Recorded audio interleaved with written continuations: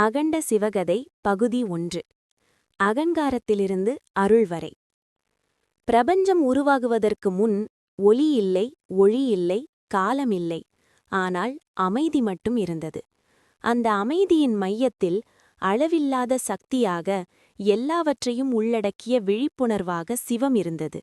சிவம் ஒரு உருவம் அல்ல, ஒரு பெயரும் அல்ல, அது உண்மை. சிவத்தின் லீலை ஆரம்பம். ஒரு நாள் தேவர்களுக்கும் ரிஷிகளுக்கும் மனதில் ஒரு சந்தேகம் எழுந்தது. இந்த பிரபஞ்சத்தில் உண்மையான உயர்ந்த சக்தி யார்?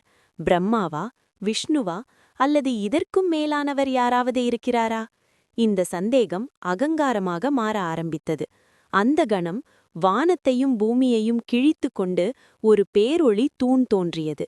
ஆரம்பம் தெரியவில்லை, முடிவு தெரியவில்லை. அந்த ஒளி சிவலிங்கமாக வெளிப்பட்டது. பிரம்மா விஷ்ணு சோதனை. விஷ்ணு சொன்னார், நான் கீழே போய் இதன் அடியை கண்டுபிடிக்கிறேன். அவர் வராக அவதாரம் எடுத்து பாதாளம் வரை தோண்டிச் சென்றார். பிரம்மா சொன்னார், நான் மேலே போய் இதன் முடியை கண்டுபிடிக்கிறேன்.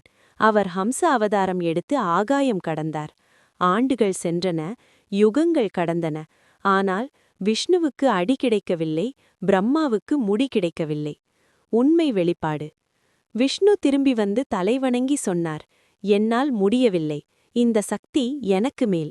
ஆனால் பிரம்மா ஒரு பொய்யை சொன்னார். நான் முடியை கண்டேன். அந்த கணம் ஒளித்தூணிலிருந்து சிவபெருமான் வெளிப்பட்டார். அவர் சொன்னார், உண்மை பேசுபவன் உயர்வான், பொய் பேசுபவன் தாழ்வான். அந்த நாளிலிருந்து விஷ்ணு உலகில் பாதுகாவலனானார். பிரம்மாவுக்கு கோயிலில்லை. இது அகங்காரத்தின் முடிவு. கைலாயத்தில் சிவன். சிவபெருமான் கைலாய மலையில் அமைதியாக தியானத்தில் இருந்தார். அவருடைய உடலில் கழுத்தில் நாகம், அகங்காரம் அடக்கம். நெற்றியில் 3ஆம் கண், ஞானம். ஜடாமுடியில் கங்கை, கருணை. சாம்பல் பூச்சு, நிலையற்ற வாழ்க்கை. அவர் அழிக்கவும் இல்லை, உருவாக்கவும் இல்லை, சாட்சியாக இருந்தார். சக்தியின் வருகை. சிவம் மட்டும் முழுமையல்ல, சக்தி இல்லாமல் சிவம் அசைவற்றது. அந்த சக்தியே பார்வதி தேவி. பார்வதி சிவனை அடைய கடுமையான தவம் செய்தார். மழை, வெயில், புயல் எதுவும் அவரை அசைக்கவில்லை. மன்மதன் அழிவு. தேவர்கள் பயந்தார்கள். சிவன் திருமணம் செய்யாவிட்டால் உலகில் படைப்பு நடக்காது. அவர்கள் மன்மதனை அனுப்பினார்கள். மன்மதன் சிவன் மீது காதல் அம்பை எய்தான். அந்த கணம் சிவனின் 3ஆம் கண் திறந்தது. ஒரு நொடியிலே மன்மதன் சாம்பலானான்.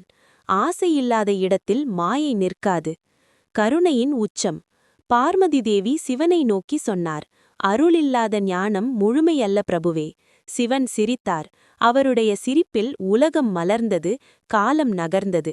அவர் பார்வதியை அர்த்தநாரீஸ்வரராக தன் பகுதியாக ஏற்றார். ஆண் பெண் இல்லை, சிவம் சக்தி ஒன்றே. கதையின் திருப்பம்.